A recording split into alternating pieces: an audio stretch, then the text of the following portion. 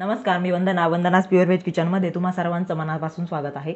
आज आपण बनवणार आहोत सर्वांचा आवडता मिसळ पाव। तर त्यासाठी आपण सर्वात आधी उसळ जी आहे ती उकडून घेणार आहोत।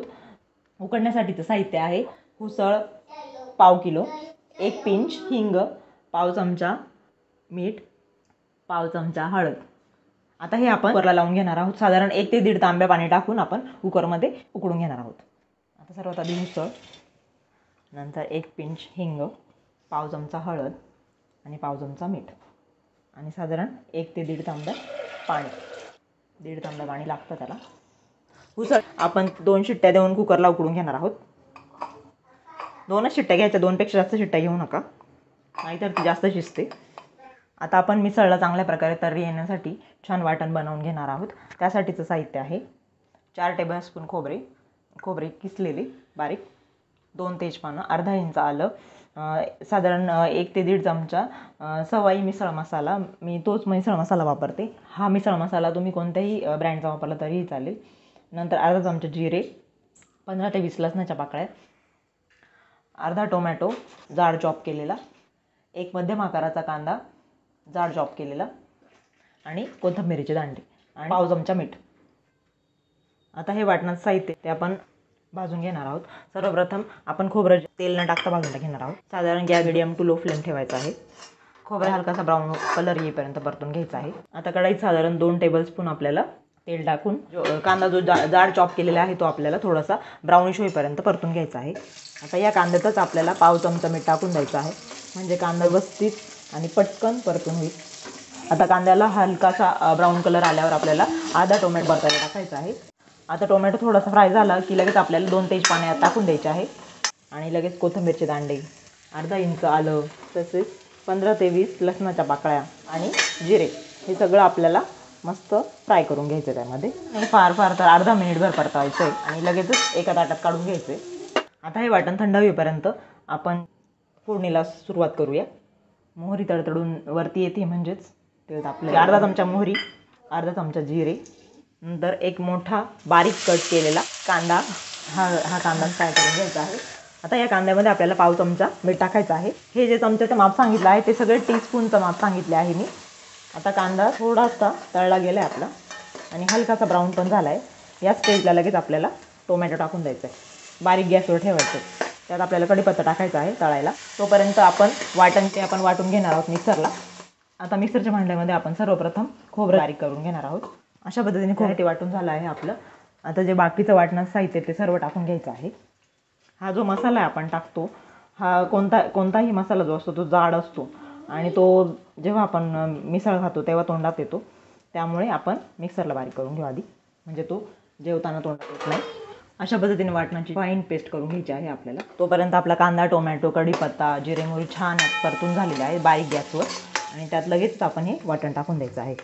आता आपण फुल गॅस करायचा आहे पटकन। आता यावर आपण ताट ठेवून देऊ, म्हणजे पटकन मिश्रणाला तेल सुटेल। आता आपण झाकण खोलून बघू शकता तुम्ही, तेल सुटायला सुरुवात झाली आता मिश्रणाला। या स्टेजला गॅस एकदम बारीक करायचा आहे आता आणि आपल्याला बाकीचे मसाले टाकून घ्यायचे आहे। यात आहे 1 चमचा बेडगी मिरची पावडर, नंतर अर्धा चमचा काळा मसाला, अर्धा चमचा कांदा लसूण मसाला आणि पाव चमचा हळद। हे सर्व छान एकदा हलवून घ्यायचं आहे। हे छान हलवून झालं की आता परत एकदा आपल्याला ते झाकण ठेवून तेल सुटेपर्यंत शिजून द्यायचं आहे। आता या मिश्रणाला थोडंसं तेल सुटायला लागलेलं आहे। या स्टेजला आपल्याला यात अर्धी वाटी पाणी टाकायचं आहे।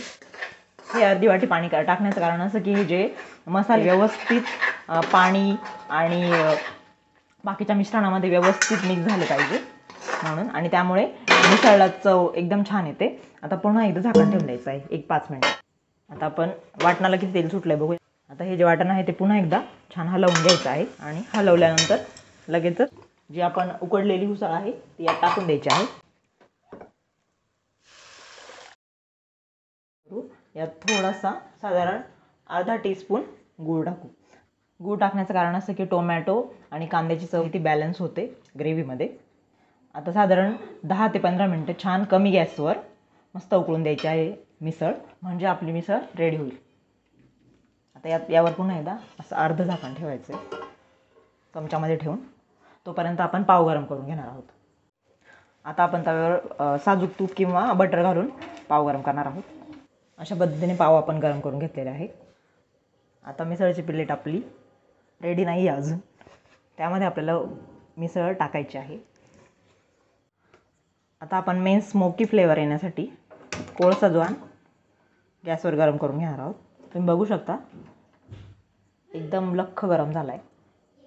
आता हा कोळसा ज्वान एखाद्या भांड्यात काढून घ्यायचा आहे. अशा प्रकारे त्यावर तूप सोडायचं आहे. तूप सोडलं की लगेचच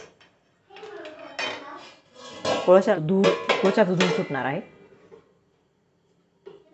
हे असं ठेवून दिलं तरी चालेल थोडा वेळ. आता हा कोळसा फोडणीच्या भांड्यामध्ये ठेवून यात ठेवला होता. त्याचा जो धूर आहे तो निघून बऱ्यापैकी कमी झालेला आहे. आता हे साईडला ठेवणार आहे.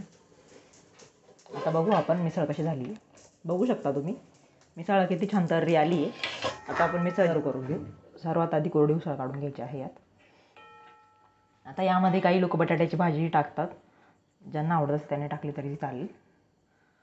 आता उसळ टाकल्यानंतर त्यावर कांदा स्प्रेड करायचा आहे. नंतर शेव स्प्रेड करायची, तसेच कोथिंबीरही स्प्रेड करायची आहे. आणि आता यावर आपण भरपूर फरसाण टाकणार आहोत. आणि यावरून पुन्हा एकदा उसळ, कोरडी उसळ, वरतून तर्री, पुन्हा एकदा कांदा, शेव आणि कोथिंबीर टाकून घेणार आहोत. आता आपण एका वाटीमध्ये तर्री काढून घेणार आहोत. ज्यांना तर्री खूप जास्त प्रमाणात आवडते त्यांच्यासाठी. अशा पद्धतीने आपला मिसळपाव बनवून तयार झालेला आहे. ही जी मिसळ आहे ही आपण स्मोकी का बनवली, कारण खूप लोकांना चुलीवरची मिसळ आवडते म्हणून आपण स्मोकी बनवण्याचा प्रयत्न केलेला आहे. तुम्ही ही रेसिपी वेळात वेळ काढून बघितली. ही रेसिपी तुम्हाला नक्की आवडेल. आणि रेसिपी आवडल्यास चॅनलला लाईक, शेअर आणि सबस्क्राईब नक्की करा. Thank you so much for watching my video.